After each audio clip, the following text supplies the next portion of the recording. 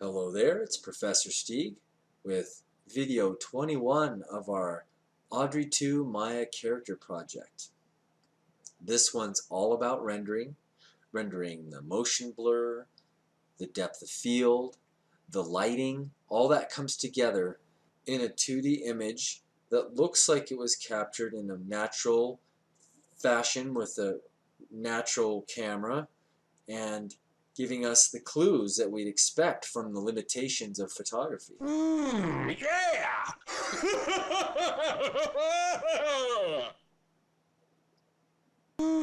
Yeah! So all of these nice effects are happening in the frame and drawing our eye to the specific things that we as creators want our audience to look at. This motion blur, it's synthetic. It's replicating what would happen in a natural physical world camera when the shutter is open and something is moving quickly, therefore creating this blurred moment, this blurred frame. Then you have depth of field where things in the background are a little softer and the things in focus, in the selective focus, are more sharp, giving us this natural feeling of something happening in a live action scenario. With that being said, lighting is a huge aspect of making a character stand out and give depth cues that allow the audience to find out what's mostly important in the scene. We're going to come up with lighting that looks a lot like this. This is a high key look. That means it's a very high fill light to key light ratio. And that all starts with here in Maya. Let's click on the character. I'm just going to show you what I built as a recipe for the skin, and then you can pause this and make sure you get something, or be able to edit and modify from there. But this is a good starting place. Base, look at those numbers. Specular, transmission, subsurface, coat, emission, thin film, geometry. Took a while to dial those in. Basically 3 days worth of render tests and render views like this creeping along. So I'll show you how that works. So to start off, we're using Arnold. We're going to do everything in Arnold. This is a very nice realistic renderer because it emulates soft lighting, ambient occlusion that looks like the little shadows that get caught up in all of the cracks and crannies of something, and soft light, soft reflections, things that look more natural. So go to Arnold. We're going to make a sky dome light. That becomes this big globe, this big world. We should probably shrink it down so it doesn't take so long to render. I feel like it should be smaller just so we don't have, it doesn't have to calculate all that distance. Every bit you can do to make your renders go faster might be a good idea. So inside this globe of light, let's go and raise it up to at least 5 or 6 and get that going. So when we render it by going to Arnold Render View, you're going to get this thing popping up here. Hit F5 to get it going, and it's going to start giving you a solution pretty quickly. Mine's acting up, so I guess I'm going to have to hit escape to get it to stop right there. So the render settings are set to some very low numbers so we can just get a fast solution. Basically, I have under common, things that really need to be noted, a very small pixel aspect ratio here, HD 540, which allows me a 960 by 540 window, which updates pretty swiftly. Arnold renderer, I've taken this down to 0. It could probably live at 2. System progressive, we could probably keep that at -3 for quite a long time. Bucket size, normally up there around 64. I've taken it down to 18 because it is such a small area. Those are the main ones. Motion blur, I'm going to turn off for now.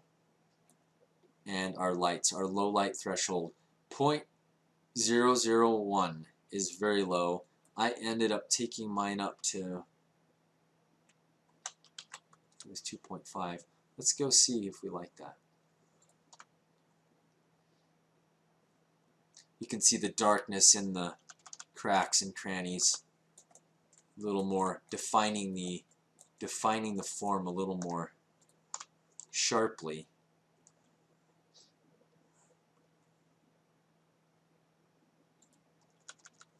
Yep. So there it is, all that darkness in here. That's ambient occlusion. Just based on this big soft dome, this like soft diffused light coming in on this character. So I think those high numbers on the render. Let's take it up to 5 and see what happens.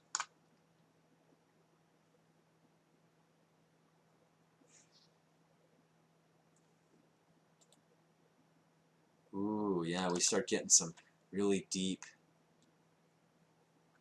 ambient occlusion in there. Okay, hit escape. I guess it really got to hold it down is probably best. So that's looking, I'm going to keep that at 5. I like that. Okay, so that's helping right now. So you can, at this time, go into your color channel of your dome and put an HDRI image in there. Let's do that real fast and show you how this might look. I, of course, would name this as a professional practice, coming in here and doing the small studio for 2K. You can go to HDRI Haven, which is a Blender thing, but they're all free, so go give it a shot. Let's see how this looks.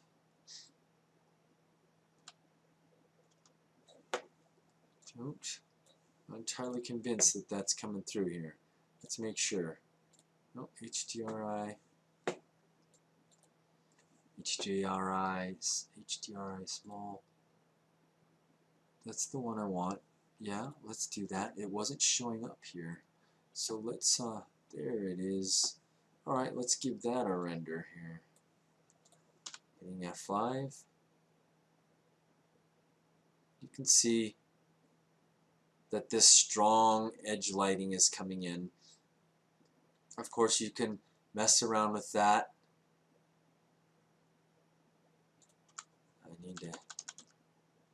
I need to arrest that because it's Maya's.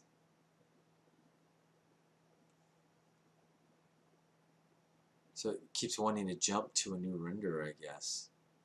I'm not entirely sure why that is. Okay, but you can definitely get a feel of the edge and where the light's coming from. So that's using a photograph of an environment in a 360 view to generate lighting solutions. Now, looking at HDRI maps, if you haven't shot your own, it's probably frustrating to try and find something that works for your setup. So this, I'm hoping, will empower you to figure out a way to do one of your own if you don't have that. And that involves making this into a, we're going to delete that one. We're going to start with a new solution here called Arnold. And you're going to go to lights and go to physical sky.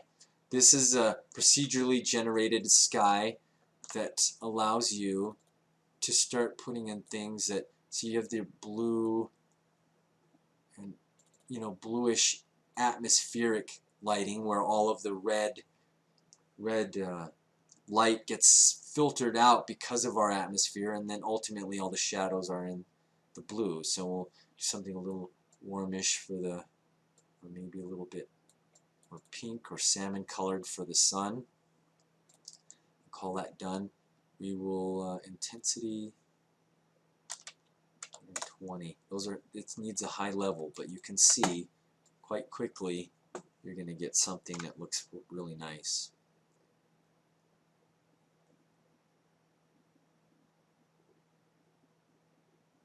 Okay, so it looks very frontal right now. Let's spin it around on its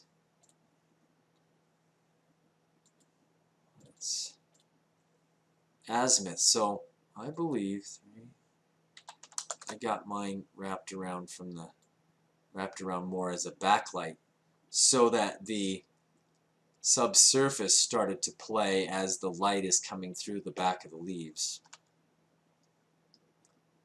See, like that. You can start seeing the red because, you know, he does eat red meat. So that is flowing through his veins. But you can see that to start play. It's that starting to play there. And that's how you start getting that light coming from the edge. I think a little bit warmer would be good. Let's try that. On the dome, let's make this a little more warm. And that blue is pretty blue. Let's make that a little bit less. Okay, sliding that here. Done. Now, the elevation 45 is a very, you can see 45 is a very nice angle. I think a little bit higher looks nice. Let's give it a try. And this arch right here, that's the physical sky starting to show up. So if you don't want that in your render, that can be dealt with by coming in. This is so cool. I'm so happy I figured this out. But it took a while. Dome light shape. You go to visibility camera and turn it down. So now you have no physical sky showing up. Okay, just your character in black limbo. So, okay, there we go. Now these are rendering pretty quickly in a couple seconds. They're going to. I'm gonna take that and put a little more. No, that edge light is nice.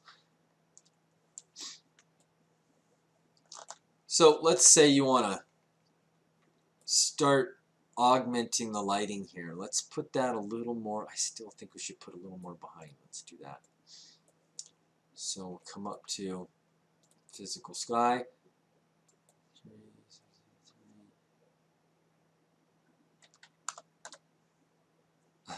360.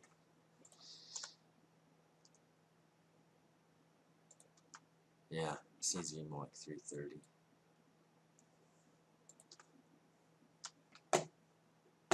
Keep going, computer. Okay, boy, you have to really be sensitive to what Maya's doing, or it's gonna run you crazy. I think 320. I think a little further behind is good. Let's go 300. I'm hitting F5. I'm just toggling through it. Now it's more of a backlight. I think that looks pretty cool for this, to show how we can then fill in. So it's about time to start adding to our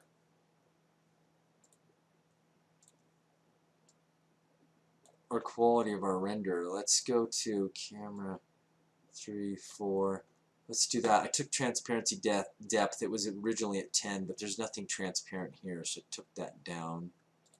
System -1. Let's see how that goes.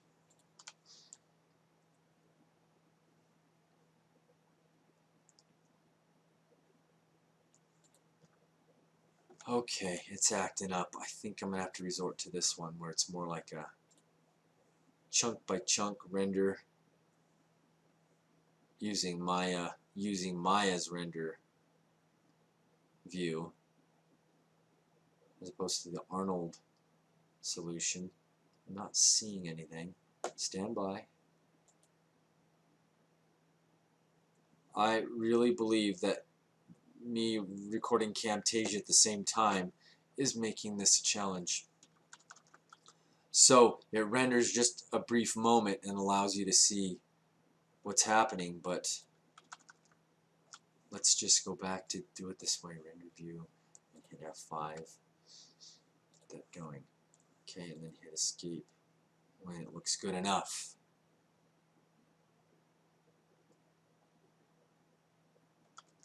Alright, so let's turn down the intensity of this and put it to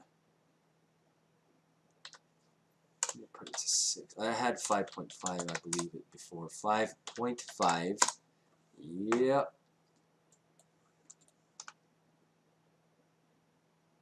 So the lighting was just coming across without being too overt. Let's see if we can make it. Wow. I'm surprised. I was hoping for a little more punch. You know, of course, your color selection is also an issue. So let's do that. Let's keep it where I had it before. Let's go 5.5. 5.5 intensity, and we'll make the sun brighter. So let's make that 3. You didn't know you could do that, but you can do it. You can push it beyond the limits. Be sure to hit done when you like that setting. And let's try it. Not quite hot enough, holding down escape. We go back to the sun and make this. Let's make it 10. Okay, let's try that. A little too hot. Okay, this is how you work it. Oh no, that actually looks really good. Let's do that. This is going to allow me to start putting in an area light. Let's go do that. So there's 3 different things. You can use the physical sky, and there's 4 things. HDRI, you can augment all of this with these tools, but you have to use the ambient.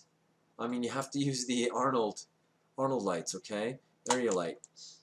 Now this sky, you can go to panels, look through selected. It's going to let you navigate through Maya and like a camera. Okay, so intensity, I think that was up there as 100. That was 130. And we're going to make it, you can select the color here. You can also use color temperature if you understand Kelvin temperature scales. Up there around 15 or 16 is bluish, nice bluish color. Let's do 14,000. 14,000 K Kelvin. So let's do spread just a little bit, not too spread out, because we want a little bit harder light. 1024 is a more higher shadow resolution. Samples, I've been putting that up to 3, and then let's check that out. Let's try this. Oh, let's do it this way.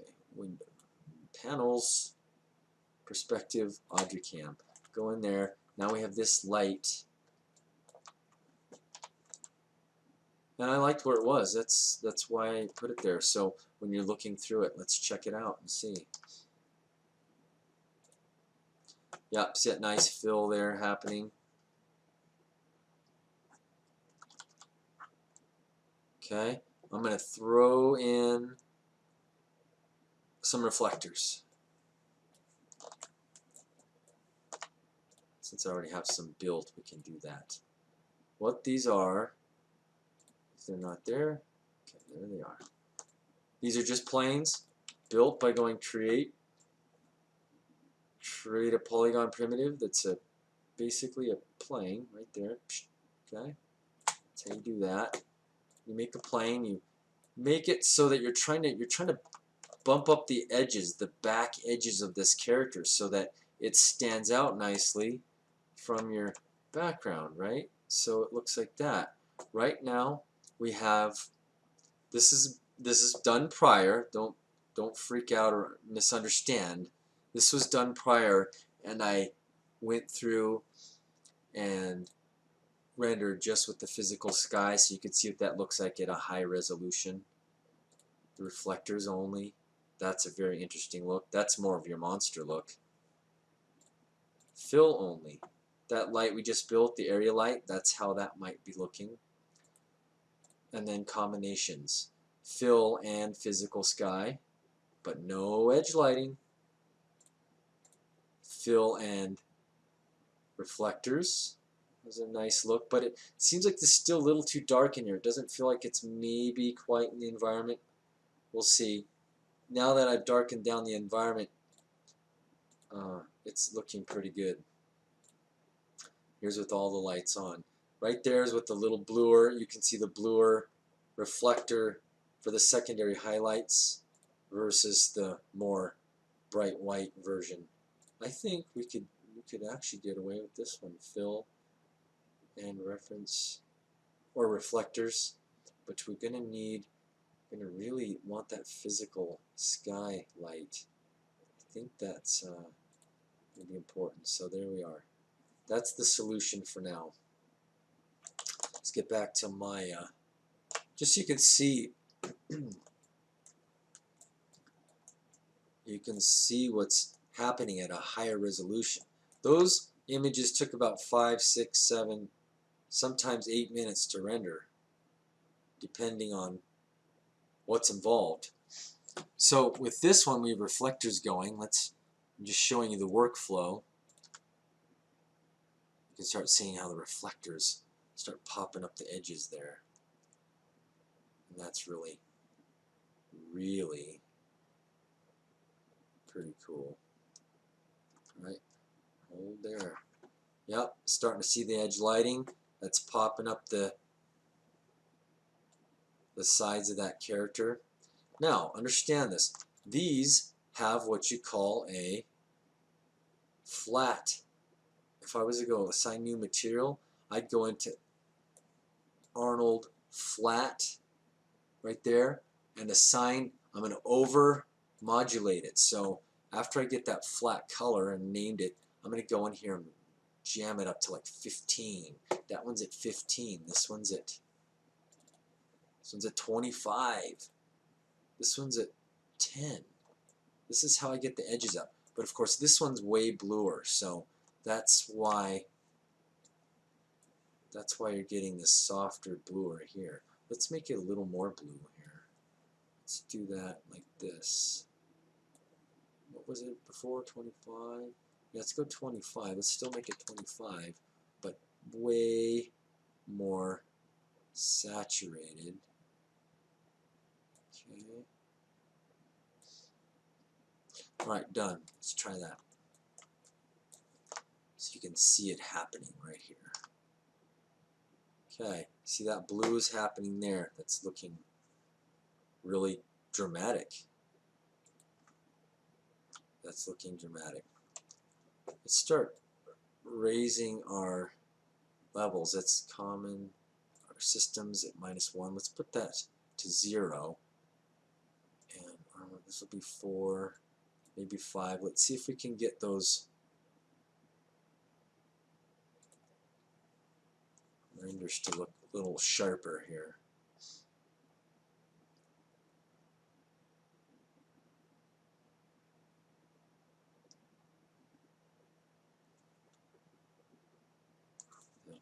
Essentially, this is how it's done. I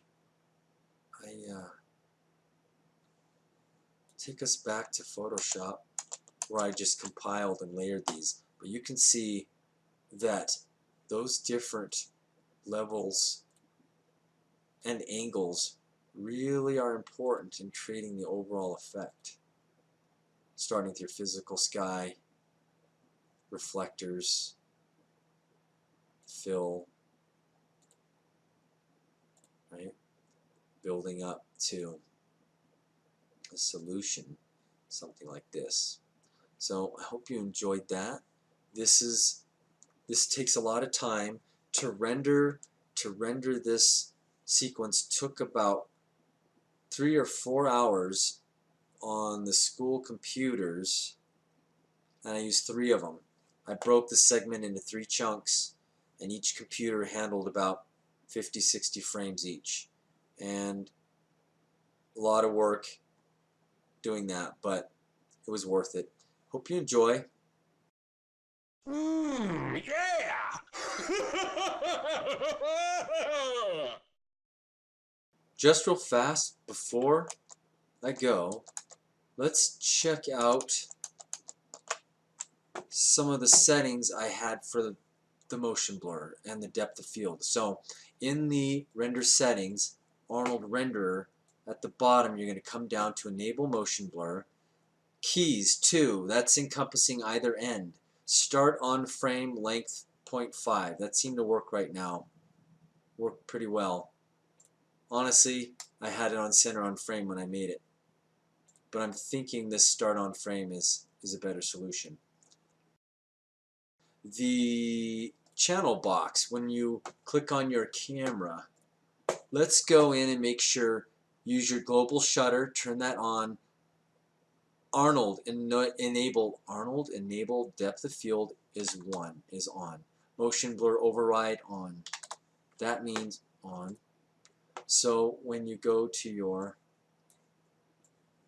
settings on your camera right here, that's going to be under your attribute editor. You're going to have your Arnold down here. In order to get your depth of field on, you're going to have to turn that on under this, because that will not open until this is selected.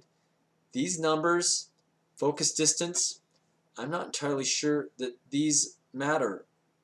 Where it counts most is under the Arnold settings. So here you're going to have rolling shutter. That's a DSLR thing. We're enabling depth of field here. This is where you want to put in your focus distance versus the one up here. If you want to be safe, put them in both. Put the same value in both. You have to experiment with that. I put a measurement tool from my camera to the character to figure out what numbers might be best. Use global shutters on, camera motion blurs on, all under the Arnold tab here. That makes it so that, and then my special effects, I put 48. That's double. If you're shooting at 24 frames a second and you have every one of those frames whipping by with the shutter, it's going to be open for half the time, so that the second half of the moment is darkness. That's the persistence of vision that we have when we're sitting in the movie theater. So 48 or 50 is a good shutter angle for that. That's where I've come up with now, but when I did the rendering, I think I had it at 90. I think that's too much blur on there. What else? That, Arnold, perspective. I believe those are the real, and aperture size. This thing, if you're into cameras, this will not make sense. The 0.075 is a very small number. If you start setting this at like f-stops or t-stops, like 1.4 or 2.8 or 4 or 5, 6 or 8 or 16, 32 on up, you are going to go insane when you start trying to make small depth of field by setting it to a high number. Remember, it's an inverse relationship. This has nothing to do with that. It's just a small number making very little depth of field, a big number making a lot. Wow, that's disappointing, but just understand that much. That's a pitfall right there, and I'm going to leave you with that. This is Professor Stig signing off. Until our next tutorial in Maya, I'll see you then.